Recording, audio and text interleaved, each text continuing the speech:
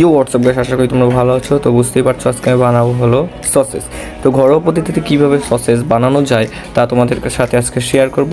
চলো শুরু করা যাক। তো পরিমাণ মতো মাংস কেটে নিলাম, তারপর মাংসটাকে ব্লেন্ডারের সাহায্যে কিমা করে নিলাম। দিয়ে দিলাম পরিমাণ মতো লবণ, মাংসের মাপ অনুযায়ী একটা ডিম দিলে যথেষ্ট। দিয়ে দিলাম পরিমাণ মতো গোলমরিচের গুঁড়ো, তারপর সামান্য পরিমাণে আদা বাটা এবং রসুন বাটা দিয়ে দিলাম। তারপর ভালো করে সব মশলা মিশিয়ে নেওয়ার পর তারপর দিয়ে দিলাম কর্নস্টার্চ, ভালো করে মিশিয়ে নিলাম। দিয়ে দিলাম সিক্রেট মশলা, পারলে বলে যাবেন এই মশলাটা কি হতে পারে।